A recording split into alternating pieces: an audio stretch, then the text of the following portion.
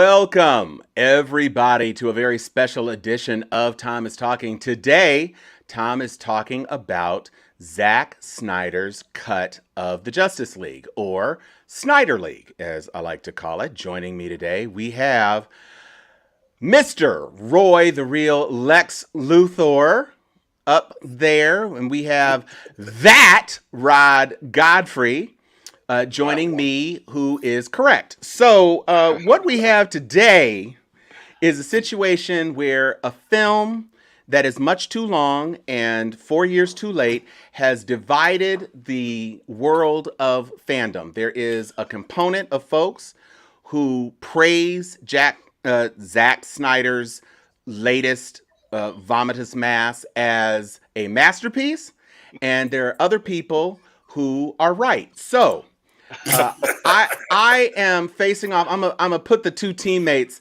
on the same team, so it's kind of clear how the delineation is going to work. So they are Team Snyder. I don't think I'm misrepresenting that, right? Your Team Snyder cut. Okay, 100. Yeah, you are correct. Okay, and I am not, for reasons that are going to be made apparent during the course of this podcast. So I will start off. Not justified. Well, yeah, I mean. You has with this ass kicking tonight. So I'm gonna let you guys go. I'm gonna cede the high ground to you because I want you to make the case for why you are fanning and standing over this debacle. So, Roy, you were the one, I believe, who posted the original question asking people whether or not they thought it was good, and you had two people who were like, oh, it's great, and then you had me, and then some other people started getting on the correct train, and you said everybody else loves it. So why don't you go on ahead and let the folks know how wrong you are. Go ahead. and of course that whole, as you put it, delineation of how this thing fell apart. But no. So yeah, I put a post out on Friday, I believe it was, saying that I had been seeing nothing but good reviews of the Snyderverse, of the Justice League. So I'm like, well, hey, let me get some stuff. I'm trying to be open. Wanted to get some stuff coming in. I got two on the post, and then Tom came in. So he was the third person who gave the first negative. But then we also did have Dawn Burks, our Dawn. She's going to hopefully see if she can come in. We don't know if she'll be able to make it. And I think there was actually somebody else on there who said something too, and I couldn't remember who the other person was. Yeah, there were a couple of folks. Yeah, that didn't do it. So I'm going to start off, and I'm going to be very transparent with this. Of course, I am a DC fan. I am someone who completely has, that's who we grew up with. The DC comic books and the DC superheroes are who we grew up with. Mm-hmm. I was always really deep into the backstories of the characters and did a lot of different things. Now, with that being said, I have also been one of the most vocal critics of Warner Brothers and the whole DCEU. Deservedly so. Yeah, they are a clusterfuck of an organization, not knowing what the hell they got going on. And so you said that way because this is a family show. Is that what's going on right now? I was about to say, I was wondering because I didn't see that self-editing in the previews. It certainly should not be expected from me, although I may, just because you kind of opened the door with the Flarn filth kind of thing. Right, frack is a nerd. Frack is a certifiable nerd curse word, so that works for me. That's why I used it. Well, maybe frag. I don't know about frack. Frack is a progressive curse word, probably. No, you don't know. See, no, Tom, come on. The new Battlestar Galactica. Let's get back to your equivocation. Come on. So I said, okay, I want to see it because I was looking at it. Now, like I said, needless to say, looking at the original film, I enjoyed it only because the only reason I enjoyed the original one is because, again, I am such a DC fan, and I enjoyed seeing those characters on the screen. I thought the storytelling was horrible. I thought they jumped around from one piece to the other. I believe it was Josh Whedon that came in, and he just totally – okay, so he just fucked everything up. So I'll go ahead and say that one because that's what he did. He went in and he just completely destroyed it. And I thought that he messed it up for a lot of different things. So I had actually heard a lot about what Zack Snyder wanted to do. Mm-hmm. And so hearing that, I was like, well, darn, this is really interesting. I would be interested in seeing what he's going to do with this storyline. Because remember, he wrote this, and I think this is one of the things that people have to realize when you think about this. He wrote this as part of a 5-story arc. There was supposed to be 5 separate movies that he was going to tie this into, and we can actually see where that was going. Because that is my biggest, so right now, the biggest problem that I have with DC is their lack of continuity. So that was the main thing that I liked about it. He laid out the continuity. You knew exactly what was happening. You knew where he was going with it. And that's my main thing. So we'll start there. I'll let me do my opening. I know. Okay. You go and figure out how we're gonna run this stuff. That opening ran almost as long as that 6-minute long scream at the beginning of the Snyder Cut. So, Rod, can you give me a cut to the chase version of why you like this? Because what I heard was, at best, a lukewarm endorsement of DC, a savaging of the first version of this movie, and then I'm gonna let somebody else talk. So can you give me something that's a little more toothy than what Lex Luthor, who ended up on a ship in Monaco, I guess 1 hour after bed check at the end of the Snyder Cut? Go on ahead. Right.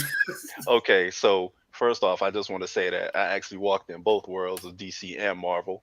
I'm also really critical of DC because Warner Brothers owns DC, which means they own all their properties, but yet still couldn't get it together with their films.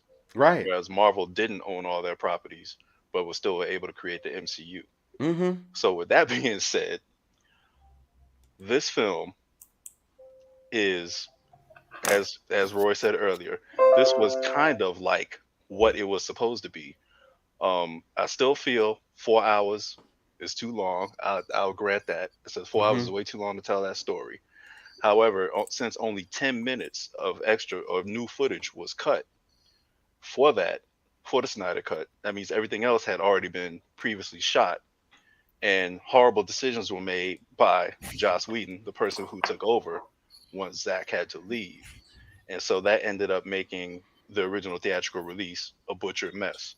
What you have with the Snyder Cut is more information. You get more about the motivations of the characters. You get a lot more Easter eggs, which is cool for the people who are really deep into it. Not so much for the people who are just kind of sideline or peripheral type fans, but you want to have something for everyone. And so it has something for everyone, down to the deep cuts nerds, to the people who they just trying to pull in to just for this one experience or what have you, which is what it's supposed to do. It did that much more and much more effectively than the original theatrical release. So that I will say. Okay, so I will say that there are certain things, before I get into the dragging, I will say that there are definitely some things that are, and just saying, I will get into some things that are definitely better. First up, this is low-hanging fruit for sure. That CGI mustache BS was nuts. That was absolutely crazy. And Joss Whedon deserves every piece of scorn he got, because that's just nuts. That is absolutely crazy. And when I saw the stuff in the trailers where it was, okay, basically DC, and I won't even give them that full little moniker. I will say DC ew, because that's really what it is. DC had seen the success of the Marvel films. And part of the problem that I have with Snyder overall, just as a director, especially a director who is being handed the keys to basically one half of the comic book kingdom, the cinematic comic book kingdom, is that in his desire to get to Justice League, he didn't do what Marvel did take the time to do, which was build up these people that audiences, broader audiences, did not know. There is, without question, he should have had a Wonder Woman film before he had a Justice League film. And Batman vs. Superman should never have come out. That was not the sequel to Man of Steel, because it creates this gap between these two iconic characters, two out of the big three, that didn't exist in mainstream continuity. He was basically taking that Frank Miller story, which was 40 plus years into their relationship, in a totally dystopian future where a lot of things had changed, and Superman was tired and worn out and all these other things, and through with the world, and Lois was dead, and blah, blah, blah. So he took that as the second film in the creation of the DC universe, and chose that time to introduce Wonder Woman, and chose that time to kill Superman. Like, how do you kill Superman in the second movie? And he did that, and it set up everything else, which was like this whole like cascading things of dominoes. So you should have had Wonder Woman first. You should have had maybe a Flash film that also introduced Cyborg. I'm not saying Cyborg deserved his own full-on film, but if you had done a Flash movie and if you had done a Cyborg movie, you wouldn't have had to shoehorn that stuff into Justice League. Because at the end of the day, this cut is 4 hours because not only did he decide he was going to excise the Whedon stuff, and I have no problems with the excision of the Whedon stuff, because the Whedon stuff didn't work tonally with Zack's tone. Whether or not Zack's tone is the right tone for the DCU is a different question. I don't think it is. But the problem is that instead of taking out the Whedon stuff, which would have made it a bit more cohesive just from jump, I'm going to give you time, Roy, since your attention is split. No, I'm listening okay. to you. People are having problems with the link. They're saying they can't get the link. That's what I was checking on. Okay.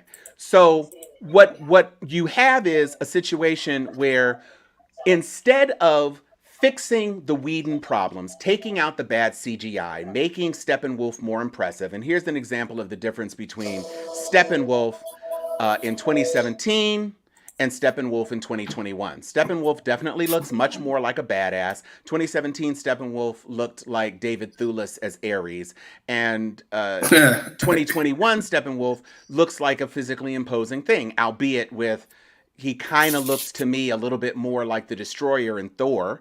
Right. But that CGI was cool, and it gave us that moment where he could snap the arrows with his little, adamantium fingers that are all over his body, whatever. And then the other thing he did is that Whedon gave us a very bright color palette.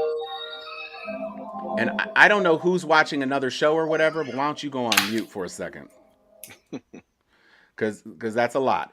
And Snyder turned it into his, I'm sorry, are there colors other than blue, gray, and black version of the color palette? So what you ended up with was something that was certainly more cohesive. It was certainly good to see a little bit more of Cyborg's story. And had you only added the Cyborg bits to return his character to the prominence that it had in Snyder, and you had taken out that insane scene of teasing Iris for no reason that was discernible, you would have had, a 2 hour and 45-minute movie that was a much better version of the original movie, which was still not going to make it a great movie, but it would have been better. It would have been enough better and enough unsucky that it would have been okay. But here's what he decided to do. Better. I love it. By making it 4 hours. He made two really horrible mistakes because he didn't fix any of the plot holes from the first movie. He made some people's motivations clearer, but those aren't plot roles. That's just that's so. Let's get to that. I want to hear your thought because I'm going to roll. Well, hold on, real quick, because I want to roll back because I want to say something real quick before you jump on that. Okay. So what you did do now, you did something, and I'm going to tell you, we're probably in 100% agreement with it. One of the things that I have said has been, like I said before, the biggest problem with the DC cinematic universe, whatever they're calling it, is the fact that there's no continuity. Mm-hmm. DC has characters in too many places that are doing too many different things, and you got five Supermans and 3 Flashes, all these different people. So I agree with you wholeheartedly on that. But see, my thing was about this particular movie. Oh, and because we'll get into the DC screwing everything up. First of all, let me just clear up something. Unlike the MCU, who said at the start that technically, even though Feige disagreed, but technically, Marvel Agents of S.H.I.E.L.D. was a part of the same universe as the Marvel movies. And the Netflix verse was also in the same universe as the Marvel movies. DC has made no such pretensions about its TV properties. Right. They are like, this is this. Black Lightning isn't even in the Arrowverse. The Arrowverse he wasn't originally. Right. Yeah. All of the Arrowverse doesn't even take place in the same universe. It's a blended multiverse thing. Right. And then the movies are completely separate. But which sucks. Here's the first plot. Well, I don't know. I mean, I'll say this. It certainly seems schizophrenic that the Arrowverse is so bright and cheery and Snyder's version of the DC is bleak AF. I'll be gentle since Roy is trying to be family friendly. It's bleak AF. And for those two things to be existing, and then you have Aquaman, which was much more bright and had a lot more humor. James Wan is the director of that, obviously, so it's a totally different thing, but super bright. I mean, we get orange scales on Aquaman and green tights, which we had not seen before. It was all bronze and whatnot in Justice League. So he took it in a different place. And then you've got Shazam, which tonally is very, very different from Snyder. And you even have Suicide Squad, which was... I mean, well, that's its own mess. But I was going to say, I don't know if you're diving into that just yet. Here's the first plot hole. Why and where was Martian Manhunter in Man of Steel, Batman vs. Superman, and Justice League? Where was he? Because Harry Lennix was in Man of Steel. And it has been confirmed that Harry Lennix character was John Jones, was the Martian Manhunter. Now, there are two big problems with Man of Steel. One is that the Martian Manhunter, who is almost as powerful as Superman, right, has more powers than Superman, and arguably didn't lift a finger when the Kryptonians arrived from the Phantom Zone. And he was interviewing Superman, so he knew what was up and didn't do dick. Then you have Wonder Woman, who came out of retirement to bone Steve Trevor in 1984 in somebody else's body. But when two huge alien spaceships are literally terraforming the planet, Wonder Woman is nowhere. Now, the Amazons came out 5,000 years ago, apparently, to try to wreck Steppenwolf and Darkseid. But when another worldwide threat that would literally make it impossible for them to survive hits the planet, they do nothing. Let's get back to the Atlantean races or the undersea races. One of those big machines in the Man of Steel was in the middle of the Indian Ocean. Yes. Not a single mermaid, not a single person rode a damn whale to try to knock into that thing. No super piranhas came to try to eat the damn Kryptonians. Nothing. So you have this world in which, unlike the MCU could have smaller villains because every single movie wasn't about the whole world being a threat. Iron Man just had his dickhead partner, Stain, making a new Iron Man suit. And then he had Vanko in Iron Man 2, which was not a great film. Then Justin Hammer. All these, well, the Mandarin was bigger, but the point is that you wouldn't have expected that the rest of the Avengers, even had they existed before the first Avengers movie, would have needed to step in to help him fight Obadiah Stane. Right? Thor was dealing with just the Destroyer and Loki. So them was his people. So you could believe that he could handle it on his own. But Man of Steel introduced a worldwide threat with 5 antagonists that were just as strong as Superman, and Martian Manhunter was kicking it. Like, let's see what this boy could do.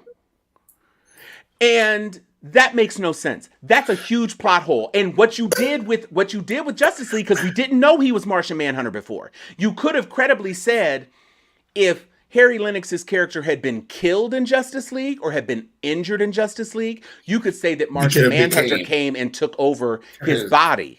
You could have said that. Except now you've just said, nah, he was just doing it the whole time. So that's a huge plot hole, and that's not something. That's not a Justice League plot hole. That's a DC. That's a DCU plot hole. No. It's a Justice League plot hole for this reason. Why, if you had Superman proxy with more powers, did you absolutely have to revive Superman? Because Martian Manhunter was looking. Martian Manhunter knew Batman was trying to pull a team together. Martian Manhunter came at the end of the movie and said, I see what you're doing. Why didn't he say, oh yeah, I know of Darkseid. People on my planet know of Darkseid. He's this intergalactic, inter-universe threat. You're going to need some help, and I can help you. I can find the entire Justice League because my telepathy is the strongest on the planet, and I can tell you exactly where. You ain't got to hunt for nobody. I can even find Victor Stone because he's still got a brain. But see, Thomas, that's my point. That's the thing. All of that other stuff, because so here's one of the things that I did like about what he did with the movie. Because see, right now, you're doing what we do on a normal basis, which is bash DC and their whole... No. Trust me. I'm bashing Zack Snyder and his lack of continuity and a plot hole within his own movies, the movies he controlled. Look at what he did, though. Just like you said about all those things that you said were absolutely right. When we look at this movie, we see where it fits in. And I think somebody made the point, he's had 3 years or how many ever years? 4. 4 years. Okay, so that's fine. But he was able to go in and tie in all the stuff. We saw the things that led us up to the Aquaman movie. You know, the conversations with Mira and Arthur and Willem Dafoe. He had a conversation with Mira in the Whedon cut. He didn't have the Volko conversation. But he didn't do shit after the Volko conversation either. He backed out of the water and did a Homer Simpson in that bubble, just like.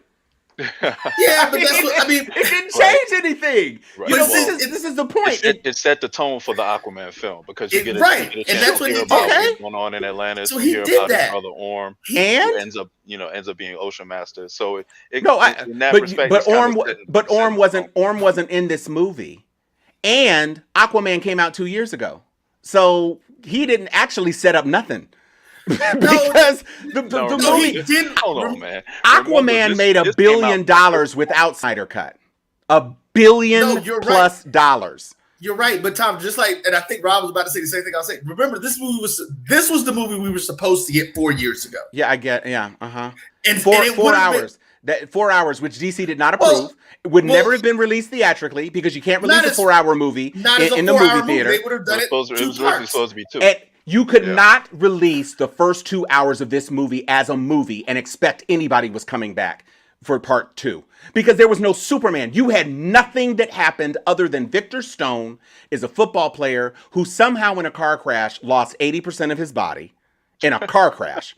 Like, I've seen some bad car crashes. I have never seen a car crash that mandated the replacement of 80% of your body with mother box. So there's that. Hold on. So let me jump in flying there. Hot dogs in Iris's face. Well, listen, we'll and lessons about tea.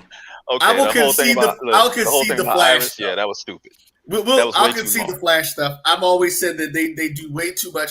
I'm one of the few people who said that they just should have brought the guy from the Arrowverse Flash, the TV Flash should have come into the movies because who they were is already a thing. So listen, here's the real situation that's happened. And this is what they did. Marvel actually took the concept of how they made the MCU movies from the DC animated universe. The DC animated universe is the best one that's out there. They took when Snyder did this, hold on, because when Snyder did this movie, you can actually see the aspects of both Justice League War, which should have been to me, it would have made more sense that they used Victor Stone's origin story from what happened in Justice League War. Justice League War or Young Justice. Well, Young Justice had a better apocalypse storyline than anything Snyder is ever going to do. But please go ahead with your misinterpretation, foolishness, and lies. Go ahead. What? I'm agreeing with what you just said. You said the MCU modeled itself off the DC animated universe, and that's a crock of shit. Kevin Feige knew from the comic books that's what made the comic books work. That you had individual movies, individual comic books, and then they came together in the Avengers, and you could make multi-arc, multi-story events. They didn't need the DC animated universe because, frankly, the DC animated universe wasn't what it is now 13, 14 years ago. Now they have produced these individual cinematic films, which are great. The DC animated films are better than, well, Marvel hasn't really put their foot in anything that to comparable. They just haven't. They've had a DC couple of animated decent stuff is way things. better than No, any DC Marvel animated stuff, without question, is a lot better. And even Justice League United, and Justice League, the original Unlimited, rather. The cartoon Unlimited, right? Yeah, that was a much better Dwayne series McDuffie. than X-Men or any of even the old school animated. The Tims and everybody else, they've done an incredible job over there. And that's where that story, that's where that whole thing comes from. That set, and so maybe I shouldn't say the DC animated, and maybe I should just start with the Justice League and then the Justice League Unlimited. The Dwayne McDuffie model is where they pulled all that stuff from. His storylines and the way that he did it. I listen. I did a lot of deep research in that because I just like it. My thing is that DC's cinematic. So, like I said, we're absolutely in agreement that overall, they did. Like I said, it was a clusterfuck. It was. I mean, they have so many clusterflarn. It was a clusterflarn now. Yeah. Blah blah blah. Clusterfrack. See now we got the Marvel thing, like language. The language filter is grayed out. But no, man, seriously, it's like we're there with that. That's why I was looking at this. One of the things that I've learned to unfortunately have to do is look at the DC stuff in individual pockets. I can't look at any of their stuff as a whole because it's not a whole.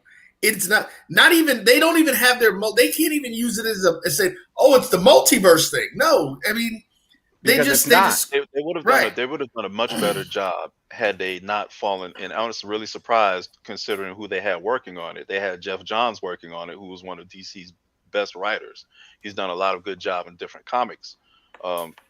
Green Lantern being one of them when he was on it.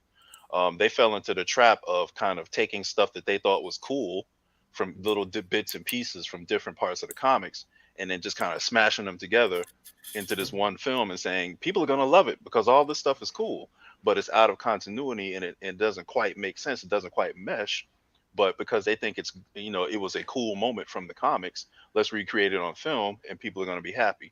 And that really didn't happen. It really didn't. And they made it incoherent. And fan service aside, because when he walked out of the room with Lois and turned into Martian Manhunter, I was like, oh, huh. And then I immediately said, where the hell were you? Why ain't you help Batman? Like, at the very least, instead of Batman having to climb down that fjord while the Bjork stand-in was throat singing and sniffing Aquaman's sweater, Manhunter could have just flown his ass in. But, be that as it may, you asked for the second plot hole. The second plot hole is Darkseid himself. So, let's get into it. Darkseid, who by comic book reckoning is as old as 5.8 billion years old. Correct. Maybe only, if you're being generous, maybe only hundreds of thousands of years old, but old, which means when he came to Earth, he was not some baby Darkseid who didn't have his Omega beams. He was a guy who was trying to, after subduing hundreds of thousands of planets, we're told.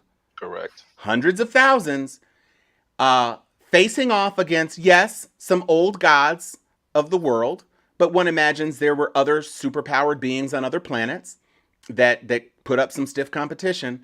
Didn't use his Omega beams once after he touched down on the ground and discovered that Earth had the anti-life equation.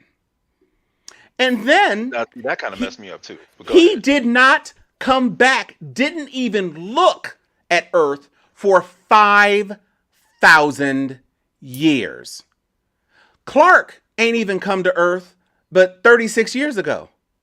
So you had between year 5,000 and year 4,976 to come back and try again before a Kryptonian was even on the planet. But you just forgot that anti-life, the biggest prize you've ever wanted in your the only guiding motivation of desire that you have as Darkseid, and you just leave that planet alone for 5,000 after they pimp slapped you and made you embarrassed, which, by the way, never would have happened. There's not a chance in the universe that even Ares could have mortally wounded Darkseid. I was going to say call that is the god of absolute war. bullshit. I mean, That is the god of war. And the god of leader, war of one planet, not the god of war who's connected to the source wall, not the god of war who is so durable that he has never been mortally injured. The only thing he has done is briefly put himself on the source wall, and he escaped that, just like his daddy. The new gods are above the old gods. That's their whole thing. That's Kirby wanted. That's why they're in. That's what Kirby wanted. Now, right. Even if you didn't believe that, even if you didn't know anything about it, Steppenwolf makes a point of saying, because we don't know what that design was when we first see it. Right. When we don't know. It just looked like, wow, I guess maybe that's the beginning of the lava pits. Maybe that's the beginning of Right. You don't know. But then when Steppenwolf has the same vision, he's like, this is anti-life. Well, Steppenwolf was there the first time. I don't understand how Darkseid didn't know what anti-life was, but Steppenwolf does.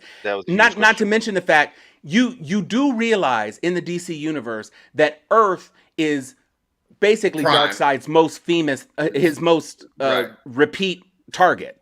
He's always trying to mess with Earth, despite the fact that Superman has, beat him back a couple of times, often with help. But, he took Supergirl and transformed Supergirl into his little evil avatar. Not to mention any of the Elseworld story of anything else. He has been singularly focused, like Brainiac, like a whole lot of cosmic villains. The Earth, Mongol, Maxima, all of these people come to Earth looking for a fight. And we now know, not Steppenwolf, not some guy who didn't know that anti-life was on the equipment, not just some random planet that spurned him and he's like, Steppenwolf couldn't even beat their ass, F it. I got other planets to conquer. Him himself comes to Earth. And that is an unforgivable plot hole because you didn't need to introduce him 5,000 years ago. You could have just said, I'm doing this for my Lord Darkseid. You could have just introduced him at the end, and it wouldn't have been any less impactful to see Darkseid. Right. But what you showed was a Darkseid who got handled, and don't nobody want to see that. Well, and that leads to them not really knowing the material, which is why this movie, even though it makes something slightly better, is still flaming ass. And see, Tom, that's what this is the purest in you coming. Because listen, I absolutely agree with you. Because the first question, I was having this conversation with somebody earlier today about it, and they're like, well, wait a minute. It wasn't like they boom-tuned away. It's like he flew away in ships. Did you not remember how to get back to Earth? Could you not fly back? But this is my exact point. And not for nothing, you had the damn mother boxes. The only mother boxes apparently you left on a planet that you had not conquered. And you couldn't remember where that. Where's the GPS? That I give you, and I agree with you again. I agree with you 100% of that. That is to me, that was the biggest plot hole. Was like, how could he not know how to get back? But again, to me, it goes back to, like you said, they don't follow, and Rod said it too, they don't follow comic books. These are people coming in, deciding what they want to do with this stuff. Sure, but let's take it out of comic books. I know I'm a fan. I've been collecting comic books for since I was 5 years old. So I'm not putting it on that. I'm putting it on, let's take a look at what we know from this movie. If you walk into this movie, and the only thing you know is this movie, you didn't even see Man of Steel, you didn't even see Batman versus Superman because you were wise. All you did is look at what was in this movie. You were told Darkseid is feared and loathed in every universe. That's what Diana says. Right. He is feared in every universe. That means he's a badass. Correct. Period. When you saw Thanos in the MCU, Thanos was so bad that after he found out he had been killed in the future, he said, F that, I'm coming back to take the damn stones and redo the universe in my own image this time. That's what Thanos did. Thanos was been dead.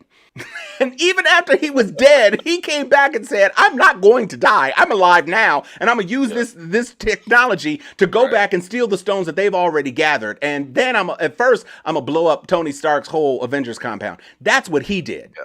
He came back as soon as he had a chance. He came right back. And as soon as he got the glove, he said, yeah, my mistake was letting y'all live. So I'm just going to restart the whole damn thing.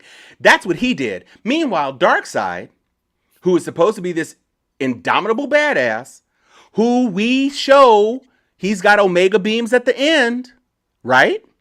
So in the saw that in the vision. That was in the vision, wasn't it? It was in Cyborg's vision, but it was in this movie. So the fact of that he has Omega beams that are these super strong personal weapons is shown in this movie. He is feared so much by Steppenwolf, who has basically kicked the ass of every super being in the movie to that point before Superman came. Steppenwolf was able to slaughter Amazons, was able to beat the brakes off Aquaman and Wonder Woman, and escape with all three of the mother boxes basically by himself, because the parademons weren't really doing anything. So that's what Steppenwolf is. And Darkseid is 1 billion times scarier than him, because Steppenwolf kneels to Darkseid. Right. Not even Darkseid, the damn melted lead graven image of Darkseid with that, whatever that thing was. And could we have 6 or 7 more scenes where Darkseid says, "What is your report?" And he says, "I still haven't found it. You must find it." Yeah, we get it. You've said that 4 other times. And this is exactly why this movie was so damn stupid. You show people who know nothing more than what they are shown in this movie, and you can say it doesn't make any sense that Darkseid would not have come back. Even if you were beaten back 3 other times or 4 other times or 100 other times, if you found anti-life and anti-life was your thing, then you should have been coming back, even if you waited 100 years. You could have been coming back because, frankly, the Amazons and the Atlanteans left. So they, the Atlanteans wouldn't have been able to operate on land the same way that they did 5,000 years ago before they went into the sea. They would have been weaker. The old gods would have been vanquished because they weren't worshipped by the men anymore. If he had come in the 50s, he could have had it in a cakewalk. But he didn't do it. And you showed us that this was so important to him. And then when Steppenwolf said, anti-life is here, he's like, oh, is it? If anti-life really is there, I must come. Okay, well, bruh, anti-life was there. And then the other thing is with Martian Manhunter, okay, you didn't see anything that Martian Manhunter could do other than glow his eyes red, which does imply heat vision, which is one of his unspecified vision powers, because he has a whole bunch of vision powers. But when you see glowing red eyes, you think heat vision, and you can see that he can change his shape, and you can see that he can fly. By the way, Wonder Woman can fly under her own power too, which we established in Wonder Woman 1984. So even though that movie came out after Justice League, it happened decades before Justice League. So she could have flown both in Batman vs. Superman and in Justice League, which leads me to one of the other big plot holes that remains unresolved. Cyborg can fly under his own power, possibly at greater than the speed of sound, possibly. Wonder Woman can certainly fly under her own power, definitely faster than the speed of sound, because she can lasso lightning bolts, which we now know, which is about the stupidest damn power I've ever seen in my damn life. I don't know where you're supposed to move in 1/1,000,000th of a second, but whatever. She can fly. And she can, even if she didn't do lightning bolts, she can turn her lasso into a propeller so she can fly faster. So you got 2. You have Batman, who in a smaller bat plane could probably fly faster than the speed of sound. You have Flash, who can run to Russia in 2 seconds, which only leaves you Aquaman. So Batman could have put Aquaman in the spare compartment of his faster plane, but instead you have him do a flying bread box, which if you say New York is metropolis, somewhere, even in Moscow, and it wasn't Moscow, it was some way far-flung thing, probably near Siberia or whatever. You're talking Chernobyl about, is what is well, it's a No, Chernobyl it was proxy, kind of like proxy, it. right? but it's not Chernobyl, so it's some other place. But let's Okay. just say it's Moscow. That's an 11-hour flight commercial, No and doubt. you are flying in a rectangle with wings. No aerodynamics. Cyborg got it to work, but Cyborg didn't change the aerodynamics. You're basically in a flying bread box. So even if you say it had really powerful jets because of Cyborg, so what, it only took you 6 hours? So the Unity is started. You find the Unity because it was superheated by your dad. Great. And then 6 hours later, the Unity still hasn't happened. Side note: I thought the whole thing with Silas Stone was a lot better. It was. I got a lot Well, of. he I was a got a lot of. character. Yeah. He was actually, like you said, he was actually a character. You actually had some depth. You actually saw why he was kind of a jerk to his son when he really wasn't trying to be a jerk to his son. But you kind of got the idea. He was No, emotionally closed off because of the death of his wife.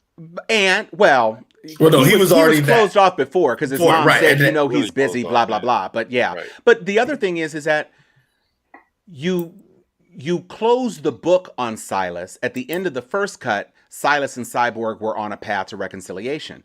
At the end of the Snyder cut, Silas has been turned into Vaporized. Swiss cheese. So, and I don't know how that laser ricocheting off the mother box didn't penetrate the plastic sheeting of that room, but okay, whatever. It's just, you made more problems, and he didn't need to make more problems. He had enough problems, but he added some really big problems. And at the end of this movie, which he can't allow himself or anybody else to feel even a moment of joy that the earth was saved, because immediately we go to Lex has escaped and Deathstroke is on the scene, which is that's a recycle. But then you cut to, oh, by the way, Aquaman's dead, Wonder Woman's dead. Oh no, Wonder Woman was in the Vision before. So Wonder Woman is Vision. right, the future Vision. So Aquaman is dead, and this would have taken place before Aquaman got his first movie. So spoiler alert. Yeah, I think the Vision was No. Like in the far This is future, though. It's yeah. no, that I'm Vision saying was- no. I understand it's in the far-flung future, but the point is, you just killed Aquaman at the end of Justice League, which is before the first Aquaman movie came out. You're saying that Aquaman is going to die. And again, you didn't have to destroy the moment of hope, the moment of happiness, you didn't have to take away the earth having an opportunity to rejoice. Well, this goes back to what I was saying earlier in terms of trying to find things that were really cool, because what they were showing there, what they were trying to show there, was something like Flashpoint. Sure, Which they were but trying it to isn't even promote. Flashpoint. It's It's No, it's closer not. to It's closer close to Injustice. Right. Right. Right. Close That's to what I was about to Injustice. say. But here's the thing. You just showed Deathstroke, and Deathstroke threatened that Deathstroke was going to kill Batman. And then 45 seconds later, he's on Batman's He's team. working with him. Yeah. That And- was supposed to be the lead into the Batman film, which was supposed to be Batman versus Deathstroke, and not what we're about Yeah, to get. but that's stupid. Again, you don't show them as friends. It's like the reverse. It's like Batman and Superman didn't become enemies until 40 years into their history. Right. And now you have Deathstroke and Batman being besties. You know, an unknown time in their history. But since nobody else is immortal, especially Batman, you got to figure that the mythical death of Lois happened. And we did see in Cyborg's vision that Darkseid consoled Superman. So this was kind of a throwback to the nightmare in Batman versus Superman when Right. Flash came from the future. Saying that Lois is the key. That Lois Right. is the key. This was a callback to that. Okay, fine. Why is it that all of the unpowered people, Aquaman is a real metahuman, Right. but he's dead? And Deathstroke? Or how about Joker? Why is Joker alive? Joker is just a regular dude. Like, he's not even Batman with prep time. He's just some guy. And Actually, based on what's recently happened in DC, that's debatable. But we Well, don't have to talk about that right now. yeah, now it is. But again, through 70 years of history, He was Right. just a guy who was a genius and a psycho. And now he's strong enough to evade Superman when apparently we used to think that Joker was the one who killed Lois. Apparently not in this continuity. Apparently it wasn't Joker that had anything to do with it. But it's just none of it made any sense. And being a more coherent pile of flaming feces than the rapidly cooling pile of feces that was the first film does not make this an epic film. It doesn't make it great. It makes it a 4-hour unreleasable film. You cannot convince me that the moments that got us up to before Superman got resurrected, you can't tell me that that's part one of a movie that anybody wanted to see. No, it definitely would have. That's a needed lie. Yeah, Which it definitely means, would have needed some more editing. well, But yeah, I'm just and gonna say it. But like again, I go to my point, my opening point. What we saw for the 4 hours, obviously way too long. Should have been 2 movies. Needed to be changed. Still needed to be cut. However, it was more coherent, and it gave people more of what they were actually looking for rather than what was originally released. So just by And virtue of that alone, it is a better film.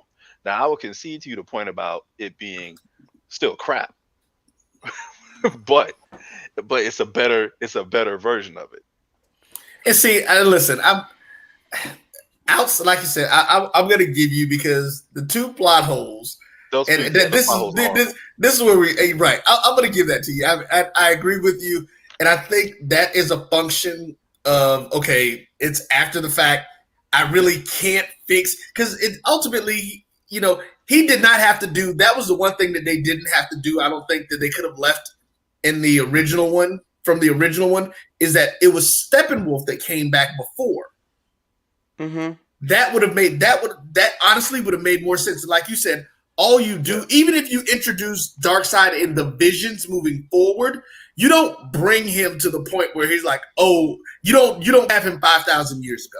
That should have still been Steppenwolf getting his ass kicked. That should not have been. Which Yeah, would we're all have in been agreement fine. with that, right? Yeah, But see, Because when here's Darkseid steps off that plane, that ship, it everyone was dies. over. yeah. I mean, it's Almost everyone and see dies. this is my biggest problem because Snyder is so intent on his vision being dark and bleak. He decides that nobody's gonna care that I fundamentally alter the big bad of his arc. This is his arc. He established even in Batman versus Superman, Darkseid is coming. Darkseid is Thanos. Thanos was modeled Right. after Darkseid. Darkseid, right? Thanos was a direct ripoff Rip off. Yep. of Darkseid, okay? And a good ripoff. But in the comic books, just like Darkseid was obsessed with pleasing Lady Death, Anti-Life is Darkseid's. I said Thanos, Obsession. right? Thanos. Yeah. Thanos was obsessed with Lady Death. He was obsessed with Darkseid was obsessed with Anti-Life. Anti-Life, To yep. this day, it's been his single motivating factor across every single thing that he has done. Every move he has made was to get him closer to Anti-Life. And the idea that he found Anti-Life on Earth and was not immediately coming back. Yes, they defeated him, but they expended a lot of resources doing that. That And should have been like a weekly occurrence. well, I'm just saying, he's got an unlimited swath of cannon fodder, just like Thanos did with those 4-legged bear dog monsters. It's just like wave after wave after wave after wave, because eventually you were going to overrun the humans. Every single one of those parademons had more physical attributes and better physical attributes than any of the human actors. Any of them. So you had the King of Atlantis, who had the magic trident. You had the 3 gods that we saw, Ares, Artemis, and Zeus, who obviously had vast energy manipulating power and everything else. That's fine. And you had the Amazons, who were strong humans, but not Diana level. Right. The parademons should have been enough. And the Green Lantern for a little while. The single Green Lantern. And why would it be Right. a single? Well, be That's that as it may, another- whatever. Yeah. Exactly. But you see that, for a second, Darkseid is looking like Sauron. He's swinging a sword and bodies are just flying everywhere. And then next thing Right. you know, he's chopped off the arm of the Green Lantern and notes the Green Lantern ring as though that's a surprise, as though that's something that would be unknowable to him. As Darkseid, 5 billion years old, he's never run across a lantern in all the worlds he's tried to conquer or has conquered up to this point.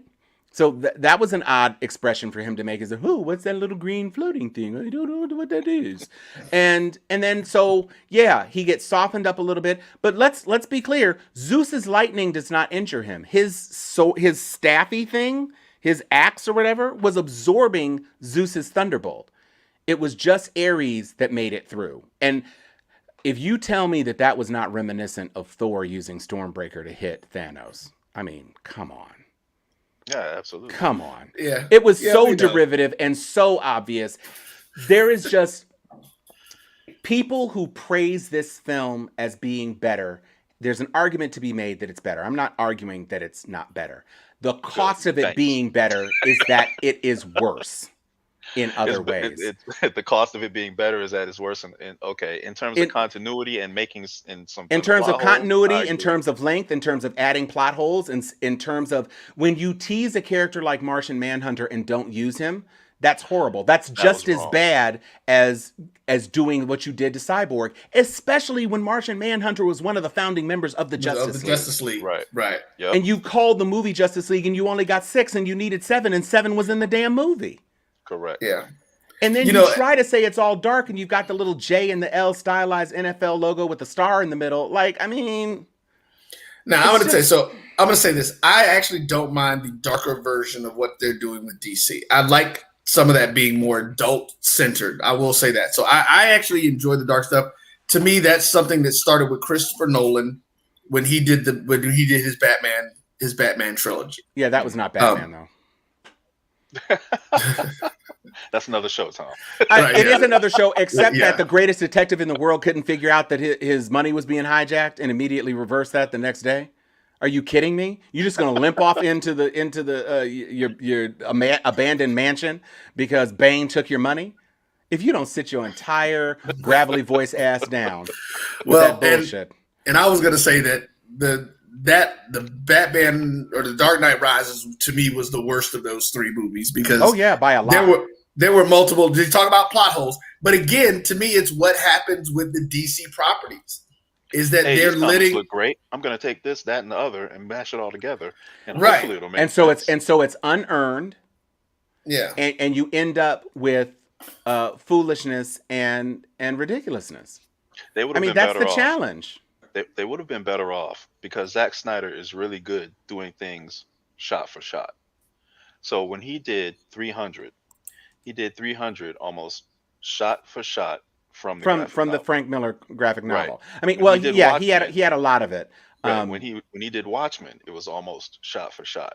Well, so let's not get into his Watchmen thing. But someone should have just handed him the trade paperback of Justice League, the first few issues, which was Justice League War was made from.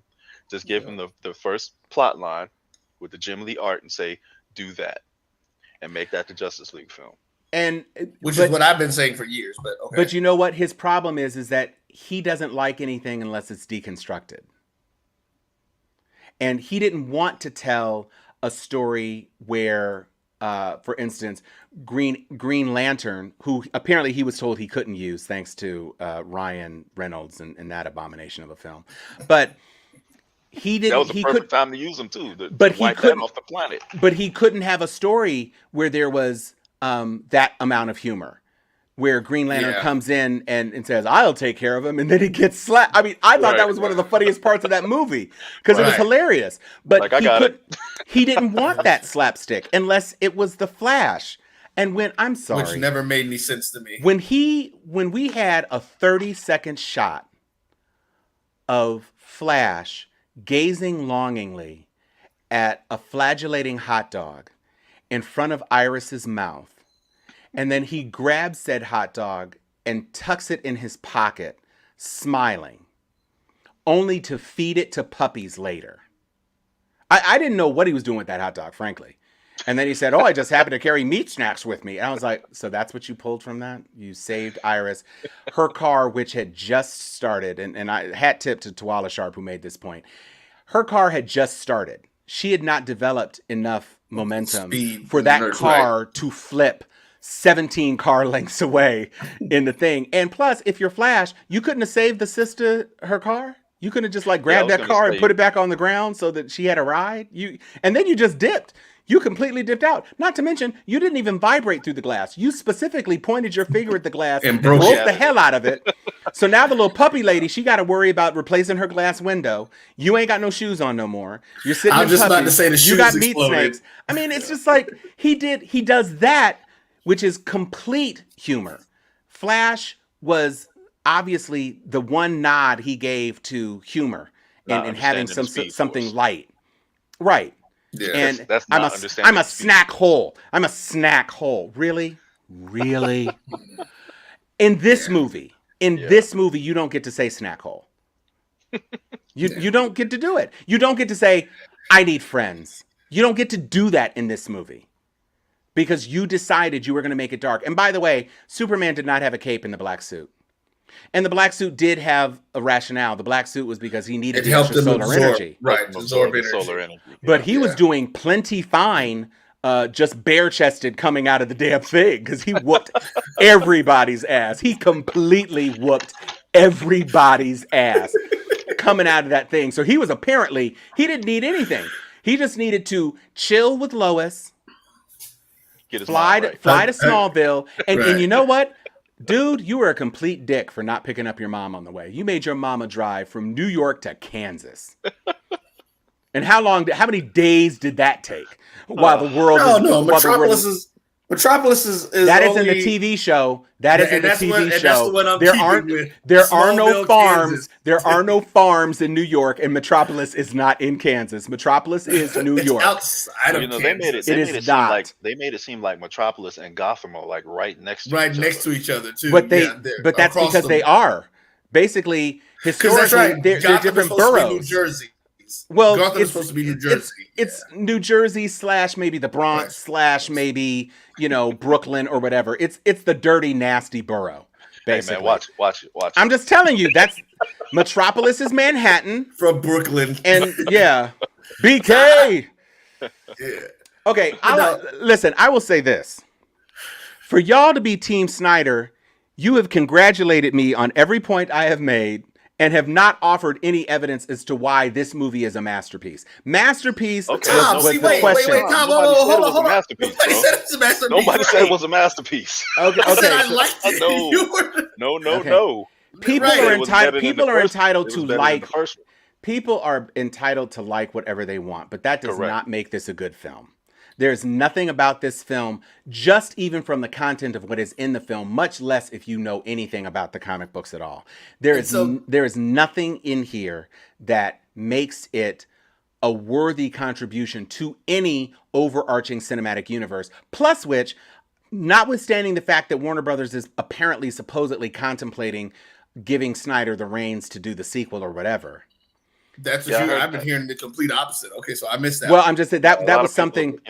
I don't believe it because at the end of the day, Hamada and everybody else knows we couldn't have released this in theaters. It's fine that we had HBO Max, but my point is that you're going to see how many people did the free trial for Justice League and how many are going to drop. Meanwhile, Disney Plus is at 100 million subscribers. Right. And they have a critically and rating success in WandaVision. Falcon and the Winter Soldier is the #1 streaming debut on Disney Plus right now. They've got 6 episodes of that. They finally conceded that they're going to drop Black Widow in July simultaneously in theaters and on the platform as a premium charge. They finally, you got Loki coming in June. They are keeping it hot. And Warner Brothers has Kong versus Godzilla, which I mean, no diss. I mean that's the rules of that universe are pretty sketchy as hell too. I will go see that because I liked the Godzilla movie. Right. I didn't really like the Kong movie, but I loved the Godzilla movie. And so, and I liked the sequel. So I will go see it, even though it had a lot of problems too. I will go see it because I'm a Godzilla fan. But the But thing again with me is okay, Joss Whedon. Let's talk about him for a second and how he butchered this. yeah, he He did. Once I saw what was there that he took out, I got even more angry. I mean, especially when we mentioned before about Cyborg. When I saw Yes. all the stuff about Cyborg, I understood totally why Ray Fisher was pissed off Right. and was saying what he was saying. No, When you look at that, you're like, oh my God, why? but see that Just really isn't what he was saying. He never said when I was shooting with Snyder, there was much more of my character in the film. He never offered that as a critique until after this came out.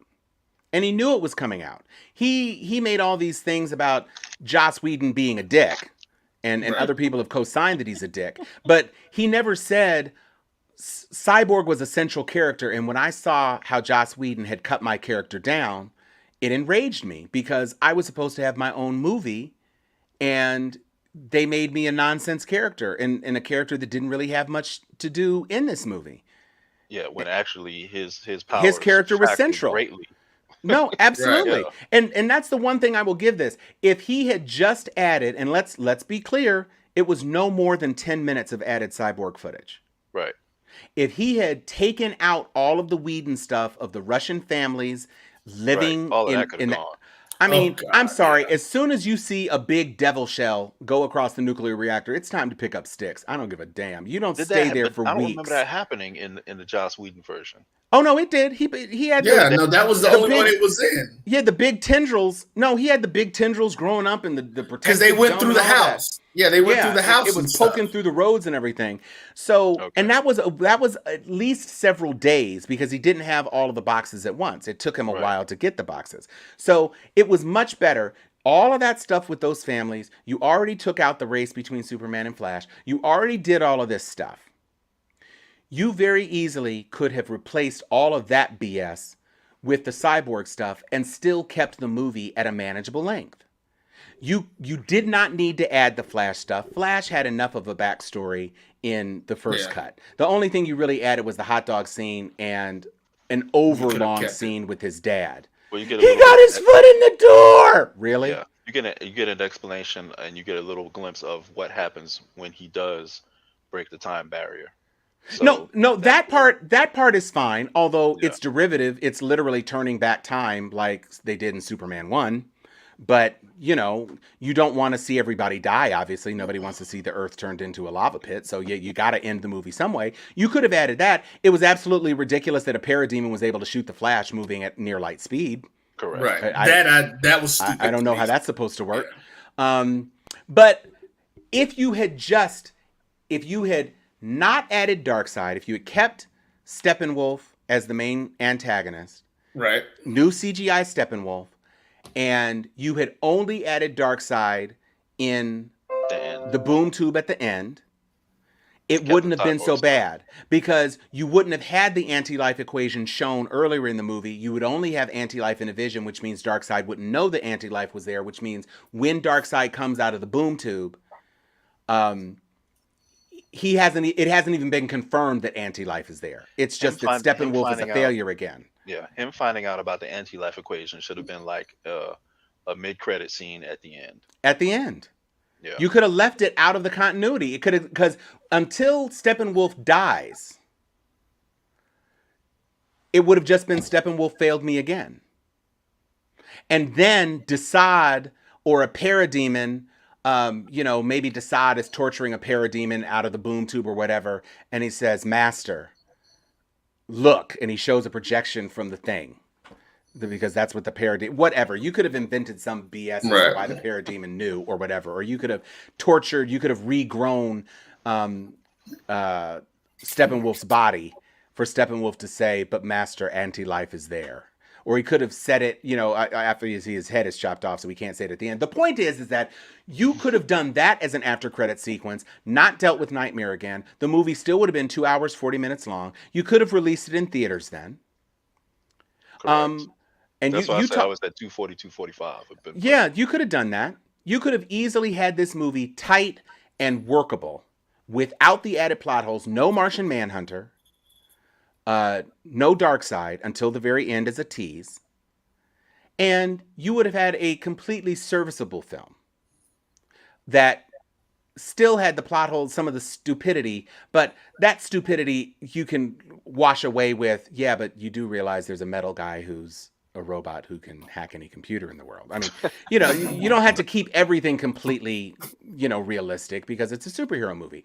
But if you had not opened those additional plot holes, you would have had something that uniformly, I think, would have been received as vastly better and maybe even defensible by some people who Well, were not abject haters of Snyder, who I think he has deserved every ounce of scorn I am pouring on his and see, sleeping that's desiccated corpse.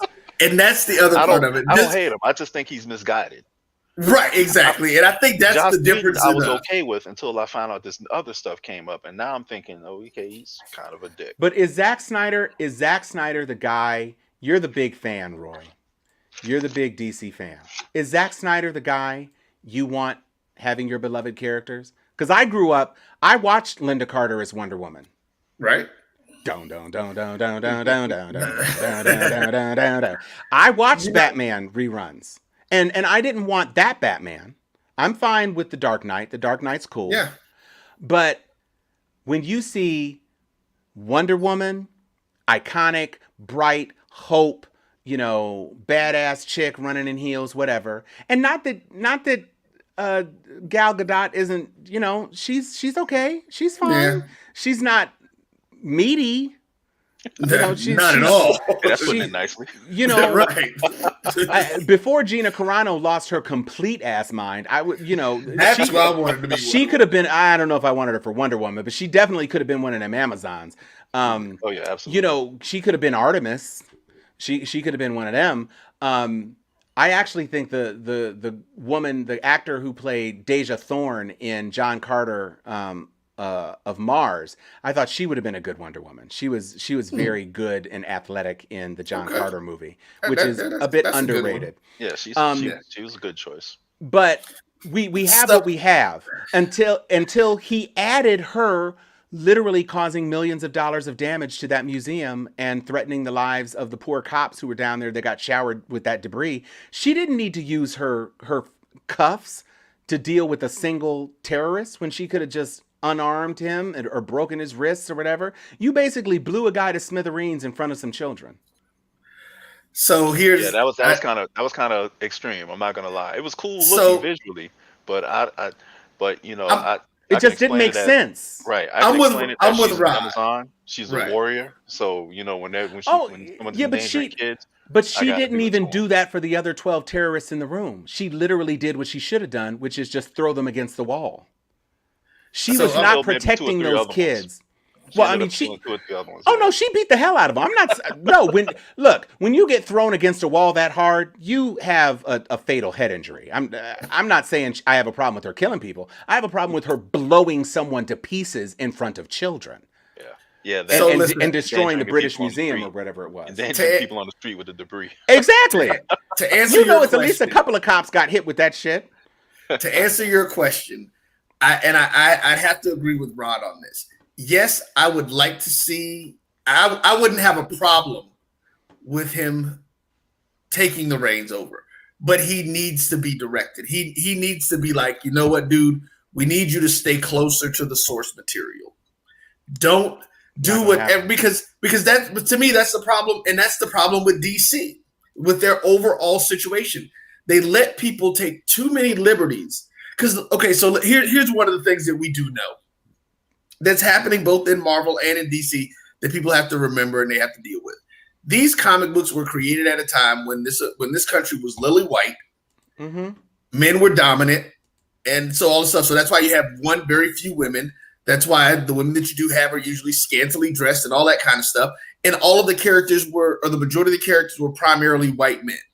I don't have a problem with certain characters being switched out, with with them changing stuff and making change like that, because you have to bring it to the modern times. We're not going to do everything that we're starting back in the 50s and then moving forward. We're here now. So yes, do that. But I think Josh could have done. I'm not Josh because I didn't like nothing that Josh did. I think that Zach could have done better had he, like I said, stayed closer to the source material. That graphic novel, like I said, Rod, you've seen the nerds enough. What have I said? They should have done Justice League War, almost word for word from the comic, from the cartoon. Yeah, that's what I just said. Shot for shot. They should have done that. Hand him the graphic novel or Yeah. trade paperback and say, do that. And then they could have that would have flowed right into everything. That's the introduction of it. Because Thomas, here's the difference. Like you said, with the Marvel characters, because remember, we have to remember what they did with the MCU. They took secondary characters because they had sold off all of their primary characters. Yeah. They literally took secondary characters, and that's why they had to go through the process of the individual movies. We already knew who Superman was. We know who Wonder Woman is. We know who Batman is. We knew who Aquaman was, although they needed to give Aquaman an origin story because in the cartoons he never got anything. So that would have, even thrown up Atlantis. That would have been perfect after the fact. Cyborg's origin story, all of that would have been great. But they gave him too much reins to just kind of throw some stuff out there. And to me, what they do at DC, and we've said this a number of times, is it's like people in DC are sitting around in a room and they say, we're going to throw this here crap on the wall and see what sticks. And that's what they do. It's like that's what they do with stories. And so, so I don't mind. I would not mind him doing it, but he would just have to be more focused, is what I'm thinking. You mean he needs to be reined in? Right. Well, reined in and focused. They have to do, like you said, they have to direct it. They have to give him the thing, to say this is what we want you to do. Because that's the problem for me. Because, like I said, the plot hole. Like I said, that was so funny when me and my boy were talking about it earlier.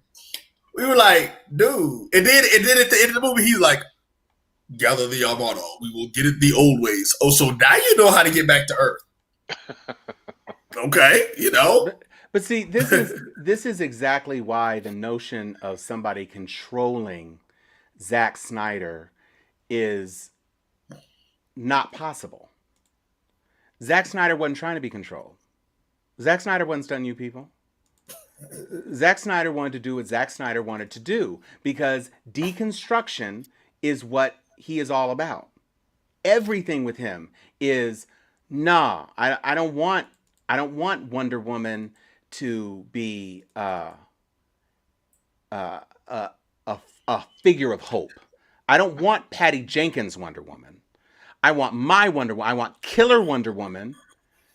And it's not. I did not like 1984. I did not. Oh like yeah, Wonder Woman 1984. That was horrible. That was a foregone conclusion. But right. and this speaks to why Zack Snyder, when you have the Suicide Squad director doing what he's doing, and he's going for comic book accurate costumes on some really crazy characters, which is just, that's just nuts. James Gunn? Yeah, James Gunn. You got James Gunn. And they brought in James Gunn because James Gunn made Guardians of the Galaxy, which literally nobody knew about. He made them into a hot property. So it's like, well, we'll just take some other ragtag characters and see if he can make them a hot property. Except that first movie was absolute crap. Then you got Patty Jenkins, who started off trying. I think she was given way too much credit for Wonder Woman because I didn't think that was actually as good a film as people made it out to be. But you have her creating... It's because people were overcorrecting after what they saw previously. They were. Yeah, they were. You have that, and then she tanked Wonder Woman 1984. Then you have James Wan, who gave us, Aquaman as the Han Solo of the DCU. Because he's like, yeah, I've got powers, but I'm not really buying this. The Force, I don't buy it, princess. That's his whole vibe, which is fine because the audience needs somebody like that. And then you have Shazam, where that Zach actually behaved more like a kid than the actor who was playing the kid. It was the opposite. Billy Batson was a grifter and a thug, and Shazam was like, oh gee, I'm blowing bubble gum and I'm doing this the whatever that crazy did, the floss, and I'm making videos, and that's because I'm a kid. And that was not who Billy Batson was. Yeah. That Billy Batson would have been knocking over and creating protection rackets. That's what that Billy Batson would have been doing. Yeah, they tried to get Fawcett Comic Shazam, but that didn't exactly, and that's just not. It doesn't work within. Oh, and could you have put a little less foam padding in the costume, Zach? I mean, maybe a little less obvious. He's got the Tyler Hoechner problem in Lois and Superman. It's like, dude, how much foam you got in that costume, bro? Like, Yeah. It's not my fault that they cast you and you don't have the body for Superman, but you're really Right. compensating, homie. So it's just one of those things where I don't understand how DC ever expected, with something this discordant. When you see that Kevin Feige, even though Kevin Feige made some mistakes with like showing us the Infinity Gauntlet in Thor, he corrected those. He literally said, fans are giving me shit for this, let me correct it. Fake. And Hela pushes it off. Mm-hmm. And you're done. You fixed it. Because some things you were making up as you went along. I don't think Feige really knew that Loki's scepter was the Mind Stone. Because why would Thanos give away one of the Infinity Stones? But, okay, you just deal with it later. You saw that it could control people's minds. He said, I don't have another movie to create another Infinity Stone. This is the Mind Stone. It's crazy that there were 3 of them on the planet at the same time. It is, but it's also crazy that in the entire universe, the vast majority of interesting things happening is on Earth. On Earth. I mean, Earth somehow... is the center. In the new run of the Avengers, they actually explain that. They do give an explanation for it. Well, but they also in WandaVision they're kind of giving an explanation for it because Wanda is the Scarlet Witch and she's a Nexus being. So whatever planet she's on is obviously going to be pretty important in the overall universe because she can do a lot of stuff. Right. I'm not going to get into how the final episode of WandaVision kind of crushed my dreams with that Ralph Bonner Quicksilver foolishness. But I will just say, I do not think you all have proven the points you think you have proven. Yes, okay, slightly better, but so much worse in so many other ways. On balance, I can see how somebody would be able to tolerate this film. I don't know. I'm not saying it's a push. I wish you all had brought even 11 to this blackjack table because I'm on 5 blackjacks right now and you're running out of chips. Y'all ain't said nothing. Tom, you're mostly right, but it is slightly better than the other one. You know what you're doing? You started out wrong by saying we said it was a masterpiece. No, I didn't say you said it was a masterpiece at first. I added that an hour into the show. I'm just saying. No, what you did do though, and this is what I said I made the point of. Even in your first setup, when you started doing it, you jumped all the way from Justice League and went back to all the other movies. So this was not never all the other just movies, about, only the Snyder movies. And you have to look at Snyder because it's a compounding set of errors. See, you're dragging the entire thing. This is what I see. And again, this is why I told you, like I said, when I look at the DCU stuff, I look at the DCU stuff as individual projects, because you can't look at it because they are so all over the place. There is no continuity from one to the next. I don't care if it is the same director. They are not doing things. It is a problem, and we agree on that. That's the thing we agree on that DC needs to fix. They need to find some sort of. They need to get in the room and say, "This is the direction that we're going in. This is what the ultimate goal company can have 20 films with 20 different directors." And still hold a cohesive narrative, right? And you launch 7 years into that experiment, and you have the literal blueprint. You literally saw, nobody knew who Iron Man was. So they did an Iron Man movie, and they did an incredible job of casting him so that he's this incredible, charismatic, funny, amazing character, and that works. Okay. Ooh, stumbled on Hulk. Ugh, that didn't work out so well. But we still got to go. We had to do Hulk because it's an important part of building this universe. Now Thor. That didn't make so much money either. But gosh, everybody thinks Chris Hemsworth is a hottie. And then you go back to Iron Man 2, and it's like, people really didn't like this one much as much, but it did make more money. And so obviously we're doing some things right. Let's tease the next movie. And we've added a black guy, and and Black Widow. You keep moving it on until by the time you got to Avengers, it was an unstoppable juggernaut. Nobody thought, I don't know if I want to see the Avengers movie. Everybody wanted to see the Avengers right, movie. everybody wanted to see it. And by the time you got to Justice League, it was literally your lowest grossing movie out of the movies so far. Up until Birds of Prey, which did the amazing accomplishment of earning less money. And you had to do reshoots. So that original budget, which you had already given it $250 million, that original budget ballooned. You don't even know how much it costs. And then you don't even know how much it costs to render the CGI that Zack wanted done to do this cut. So you're probably at $450 million on Justice League alone. So you're still in the hole because you did not get enough HBO Max subscriptions for 1 month to cover it.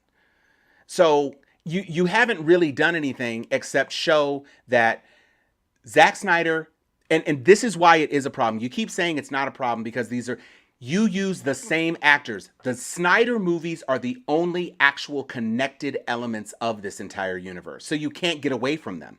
And when you cast Harry Lennix as a superhero who has the second most powerful set of superpowers on the planet, And he doesn't use them.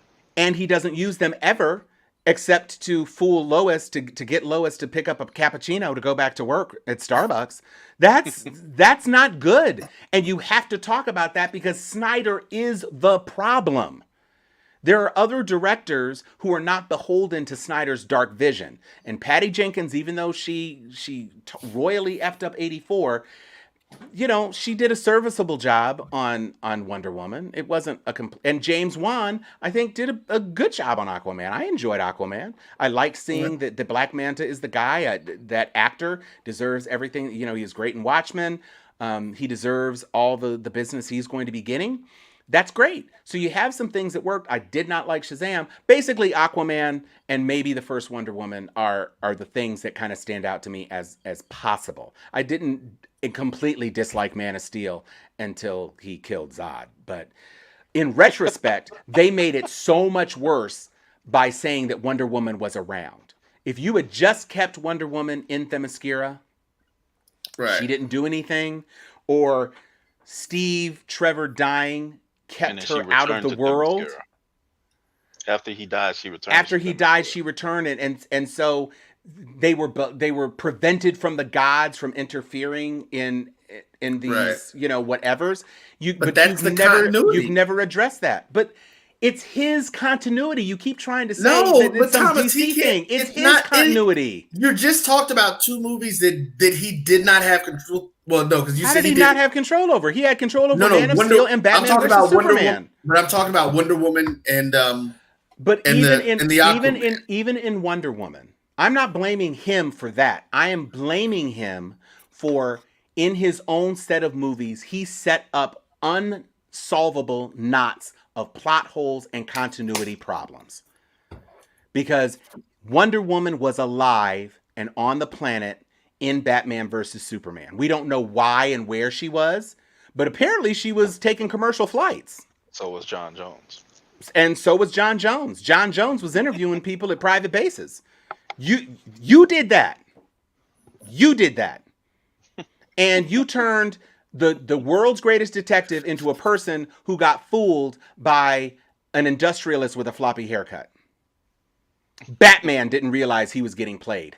Batman didn't realize he was getting played. And that's your fault, Zack Snyder. And that's why everything you do is trash. And even slightly less trash, slightly less putrid trash that's only been sitting out as long as the blip on the MCU, so 5 years later, that trash is still better because nobody's annoyed by that trash because they got a bigger house now.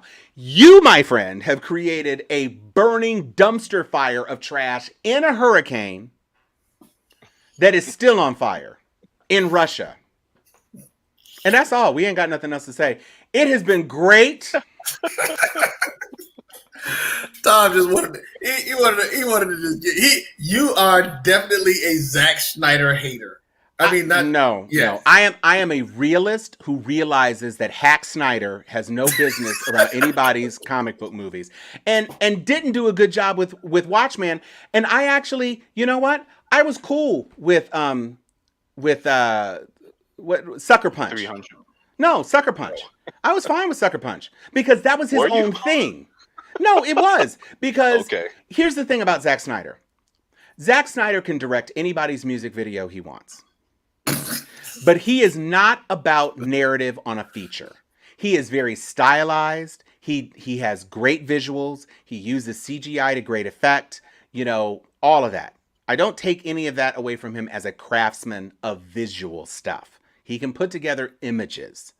But when you call him a director, he is worse than George Lucas. Because he thinks, I am Zack Snyder, and whatever I do is magical, and all of that. You didn't direct 300, Frank Miller did.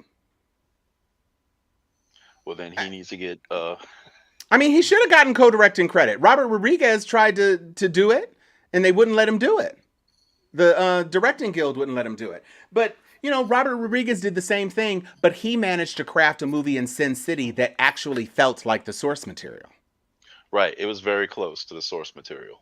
And he even used some of the Sin City a lot. stylized choices of Sin City. But Zack Snyder thought he was giving an homage to Watchmen, but he made a catastrophically stupid choice. And it took another director of vision to bring the real Watchmen universe, even though it was a different take on the Watchmen universe, to really bring those characters to where they should have been. It really was a giant squid monster. And he really was continuing to rain squids on the world to make people believe that the squid might be coming back. Yeah, That's Watchmen. I thought that was when I first saw it. I was like, okay, so Ozymandias is just like teleporting squids to scare the hell out of people. Right. Okay. Because he had to maintain the illusion. I'm fine with that. And plus, that was just excellent. What he did with that universe, it was very different. I'm sure Alan Moore hated it, but damn it if he didn't build a coherent narrative.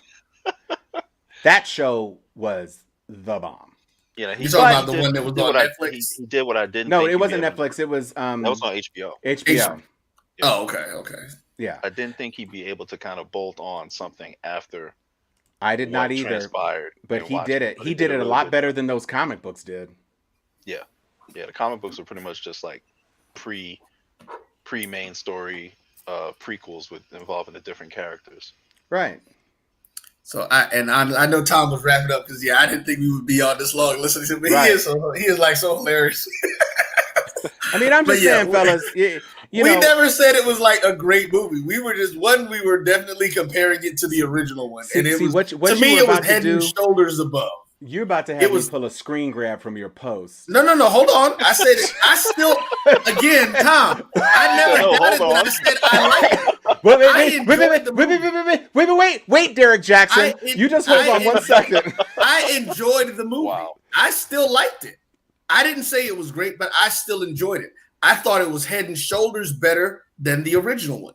Because Could it have been better? Yes. Was it better than the original? Yes. Most definitely. But I enjoyed it. Like I told you, I actually enjoyed the first one to a certain extent just because I wanted to see those guys on the screen together. I didn't like most of what they did to the movie. No. I couldn't enjoy the first one because it was so all over the place. I was like, Yeah, I mean that was a problem. But again, I enjoyed seeing all of my superheroes from that universe or that group together. Like I was never as big of an fan. I grew to be an Avengers fan through their process. Mm-hmm. But I was always a Justice League, a Super Friends fan. Well, look, quote, man. I am in total disagreement with your statements. Tom, and I was. What did you say? We may have to, the crossover nerd. Yeah, I'm totally. Wait, where's this other thing? What Don? I know what I said. Hey, look, while he's looking for that, I will say this: if you really like that, you need to read Justice by Alex Ross, the Alex Ross art.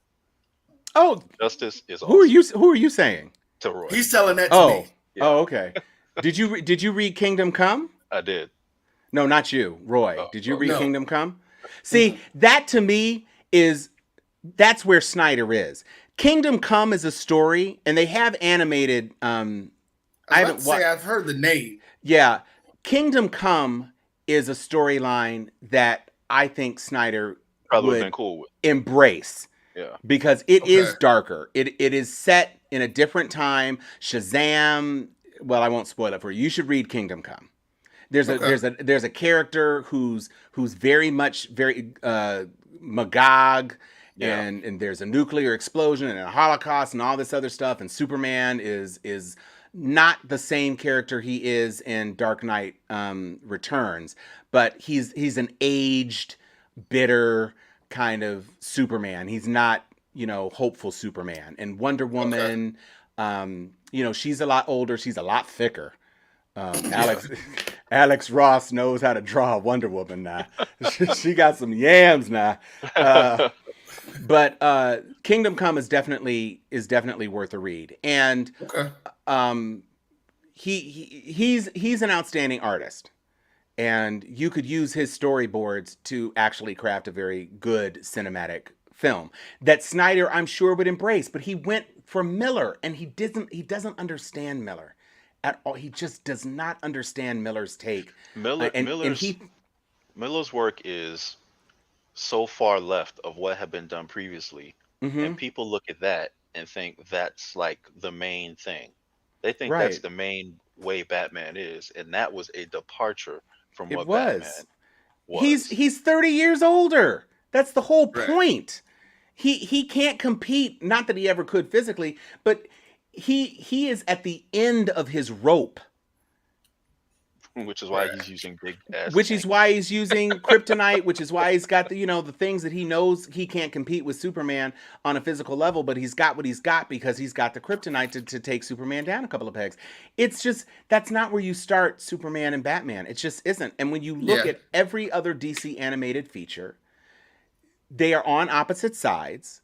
Kevin Conroy is still the Mhm. quintessential Batman, Batman. Right. and the various people that they've had voice Superman, he's still got that inherent hope. He That's is who the Superman avatar is. of who he is. Yeah. He's hope, Diana is truth, and Bruce is justice. That's what they are. And that's Yeah. not what you get in Justice League. You don't even get justice, really. No, you just get pissed off. You get pissed off Pissed because off and tired. you can't And let homicidal. anybody win. Evil has got to win even when evil was just defeated. And that's why Snyder sucks. And there's nothing that's going to change about the DC universe because you've already destroyed your best properties. You can't hang a universe on Aquaman. There ain't nobody trying to see an No. expanded Yeah. Aquaman No. universe. Ain't nobody Not at trying to see an all. expanded Shazamiverse. You killed, and you Henry Cavill is fine casting for Superman. You Yeah, Yeah. know, he was and great as Superman. Yeah. I didn't hate Ben Affleck, although he played Bruce Wayne as much more of a petulant playboy as opposed to a real detective. Um, but whatever. It is what it is. I hate that version of the Batman logo. It looks like somebody stepped on a rubber bat and just scooched it onto his chest. But that whole And that whole costume looked like stitched together from ass. animal skins or something. And Gal Gadot, what I will give Gal Gadot is that in her battle sequences, she looks amazing as Wonder Woman. She's doing amazing stuff as Wonder Woman Yeah. in those battle sequences. But it doesn't work together to hold together when you make the sort of mistakes that you make with these characters. And it's unforgivable that you would do these to these characters. Do y'all have anything else to say?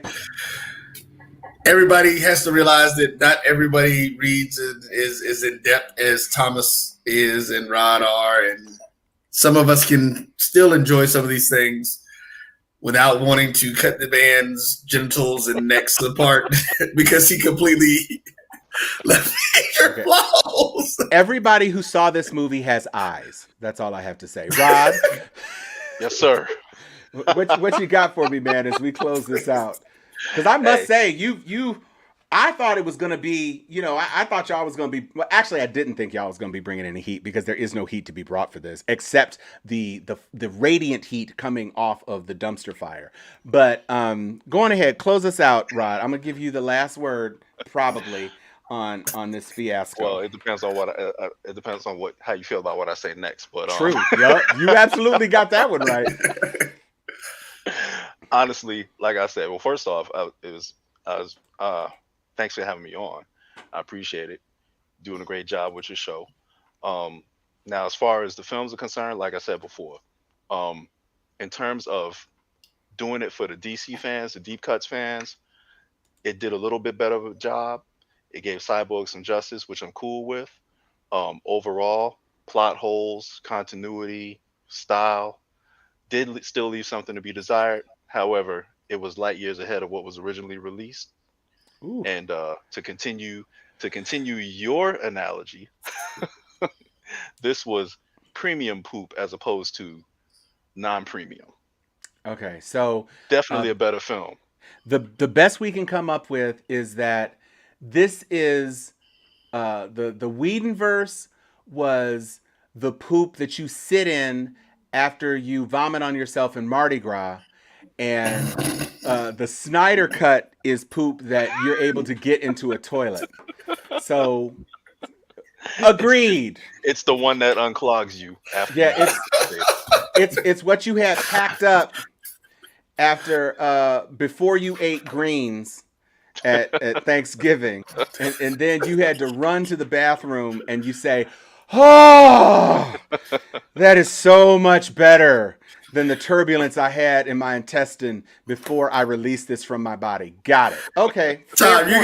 you're gonna need to come on Grumpy Old Nerds one Wednesday night, man. I mean, I'm We got to get around. you.